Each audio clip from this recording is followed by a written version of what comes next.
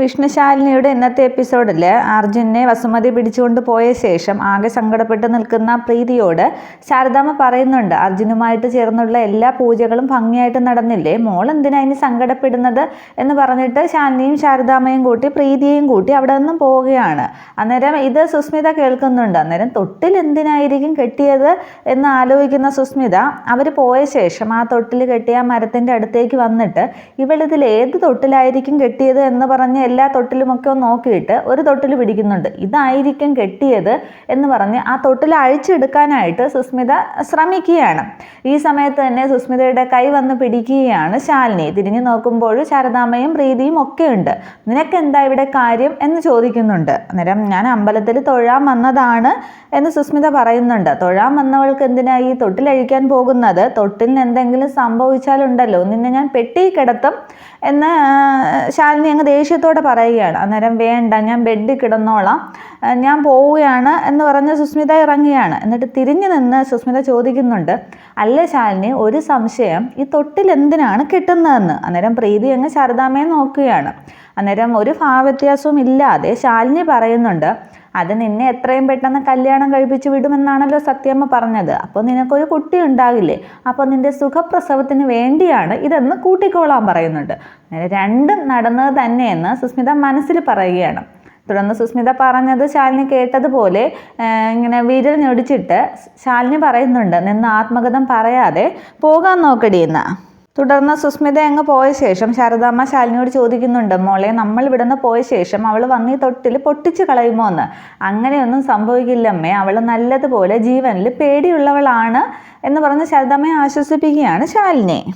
തുടർന്ന് കാണിക്കുന്നത് കുടുംബശ്രീ ഹോട്ടലാണ്. അവിടെ എല്ലാവർക്കും കാപ്പിയും ഭക്ഷണമൊക്കെ വിളമ്പുകയാണ് ശാരിക. അന്നേരം ശങ്കരേട്ടൻ ചോദിക്കുന്നുണ്ട്, ഇന്ന് മോൾ ഒറ്റയ്ക്കേ ഉള്ളൂ എന്ന്. അതേ, ശാന്തേച്ചിയും രാജിച്ചിയും ഇന്നില്ല, അമ്മയാണെങ്കിൽ അമ്പലത്തിൽ പോയി എന്ന് പറയുന്നുണ്ട്. അന്നേരം ആ ഹോട്ടലിൻ്റെ ഒരു മൂലയ്ക്കിരിക്കുന്ന ഭാനുമതി അമ്മയെ നോക്കിയിട്ട് ഇവർ ജോലിയൊന്നും ചെയ്യില്ലേ എന്ന് ശങ്കരേട്ടൻ ചോദിക്കുകയാണ്. ഓ, അത് പറയാതിരിക്കുന്നതാണ് ഭേദം, തിന്ന് മുടിക്കാനല്ലാതെ അവരെ കൊണ്ട് ഒന്നിനും കൊള്ളില്ല. ഇടയ്ക്കിടയ്ക്ക് അമ്മ ഓരോന്നിനെ കൊണ്ടുവന്ന് പ്രതിഷ്ഠിക്കും എന്നിങ്ങനെ പറയുകയാണ്. അന്നേരം ഭാനുമതി അമ്മ അന്നേരം ഒന്ന് ശാരികയെ നോക്കുന്നുണ്ട്. പക്ഷെ അവരുടെ മുഖം അങ്ങ് വിഷാദഭാവമാണ്. പക്ഷെ അത് കേൾക്കുമ്പോൾ ശങ്കരേട്ടനും ചെറിയൊരു വിഷമം തോന്നുന്നുണ്ട്. ഈ സമയത്താണ് പോൾസൺ കുടുംബശ്രീ ഹോട്ടലിലേക്ക് വരുന്നത്. തുടർന്ന് പോൾസനെ കാണുമ്പോൾ ഭക്ഷണം കഴിച്ചുകൊണ്ടിരുന്ന എല്ലാവരും പോൾസൺ അച്ചായൻ എന്ന് പറഞ്ഞ് പേടിച്ചങ്ങ് എഴുന്നേറ്റ് പോവുകയാണ്.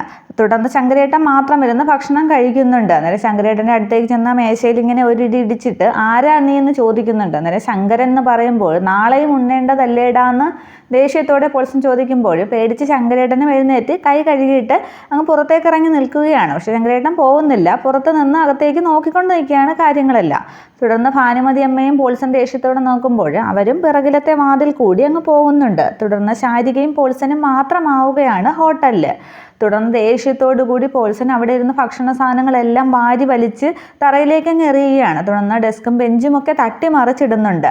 അവസാനം എല്ലാം തട്ടിമറിച്ചിട്ട ശേഷം ഒരു ഡെസ്കും ബെഞ്ചും എടുത്ത് നൂത്ത് വെച്ചിട്ട് ഇരിക്കുകയാണ്. എന്നിട്ട് അപ്പം അങ്ങ് പേടിയോടുകൂടി ശാരിക ചോദിക്കുന്നുണ്ട്, നിങ്ങൾക്ക് എന്താണ് വേണ്ടതെന്ന്. അന്നേരം വിളമ്പടി എന്ന് പറയുന്നുണ്ട്. തുടർന്ന് ശാരിക പേടിച്ച് ഒരു ഇല എടുത്തുകൊണ്ട് വന്നിട്ട് ഭക്ഷണം വിളമ്പാനായിട്ട് ഇങ്ങനെ ബേസിനും കൊണ്ട് വരുമ്പോൾ തട്ടി തെറിപ്പിക്കുന്നുണ്ട്. എന്നിട്ട് പറയുന്നത്, ഇതല്ലേ എനിക്ക് വേണ്ടത്, ശ്യാമയാണ് വേണ്ടത്, നീയും നിന്റെ ഭർത്താവും എല്ലാവരും കൂടി ചേർന്ന് പൊതിഞ്ഞു പിടിച്ചില്ലേ, അവളെ വിളിക്ക് എന്ന് പറഞ്ഞിട്ട് അപ്പോൾ പേടിച്ച് ശാരിക പുറകോട്ട് മാറുമ്പോൾ ഭിത്തിയോട് ചേർന്ന് നിൽക്കുന്നുണ്ട്. തുടർന്ന് രണ്ട് കൈകൊണ്ടും ശാരിക ഇങ്ങനെ കരവലയത്തിനുള്ളിലാക്കുകയാണ് പോൾസൺ. അന്നേരം ശാരിക ഒന്ന് പേടിക്കുന്നുണ്ട്.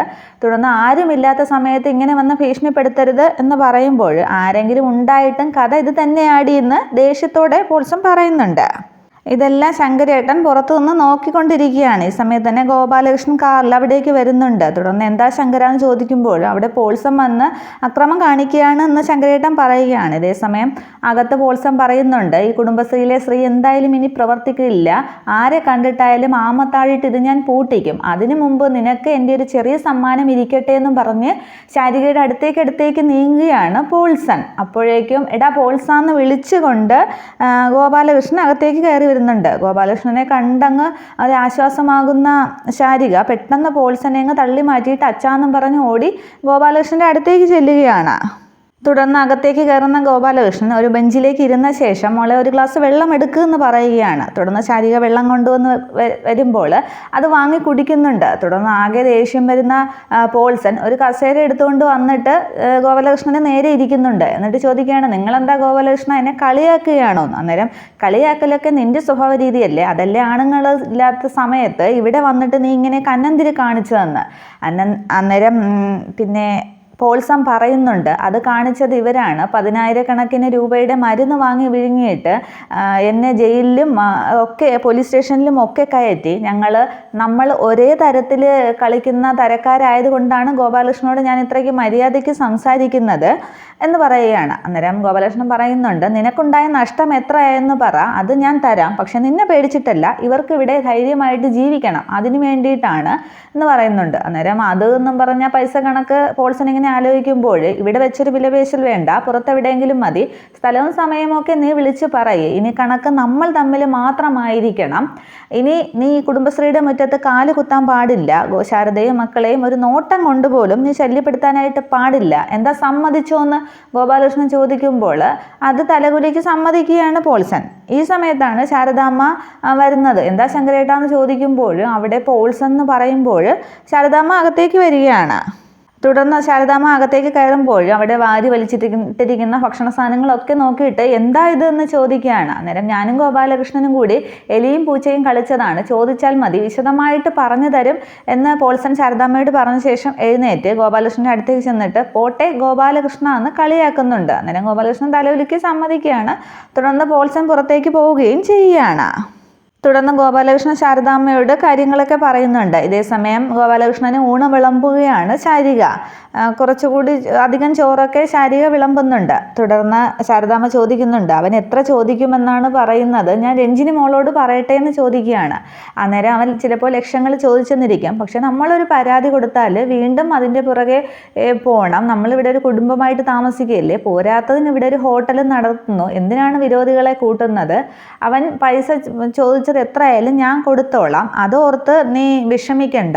പിന്നെ ഇതൊക്കെ ഒറ്റയടിക്ക് തീർത്തിട്ട് സെൻട്രൽ ജയിലിൽ പോയി കിടക്കാനും ഈ ഗോപാലകൃഷ്ണൻ അറിയാം, പക്ഷേ എൻ്റെ കുഞ്ഞുങ്ങളെ ഓർത്തിട്ടാണ്, ഇപ്പം എനിക്ക് ജീവിക്കണം എന്ന ഒരു തോന്നലുണ്ട് എന്ന് ഗോപാലകൃഷ്ണൻ പറയുകയാണ്. തുടർന്ന് വീണ്ടും വീണ്ടും ചോറ് വിളമ്പി കൊടുക്കുകയാണ് ശാരിക. അന്നേരം വേണ്ട വേണ്ട എന്ന് പറഞ്ഞിട്ടും ശാരിക വിളമ്പം കുറച്ചുകൂടി കഴിക്കുക, ഇതുകൂടി കഴിച്ചെന്നും പറഞ്ഞൊന്നും സംഭവിക്കാൻ പോണില്ല എന്നൊക്കെ പറഞ്ഞ് സ്നേഹത്തോടെ ശാരിക വിളമ്പി കൊടുക്കുന്നത് അങ്ങ് ശാരദാമ്മ മനസ്സ് നിറഞ്ഞ് കണ്ട് സന്തോഷിക്കുകയാണ്.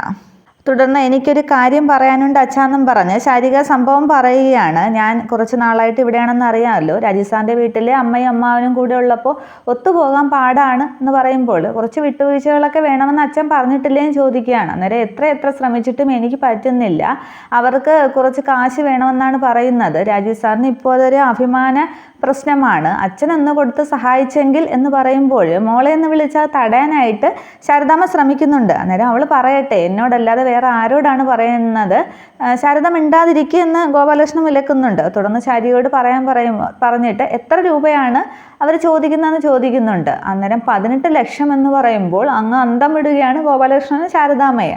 തുടർന്ന് ശാരിക പറയുന്നുണ്ട്, നിശ്ചയത്തിന് അച്ഛൻ എനിക്ക് കുറച്ച് പൊന്നു കൊണ്ടുവന്ന് തന്നില്ലേ, അതിങ്ങ് തന്നാലും മതിയെന്ന്.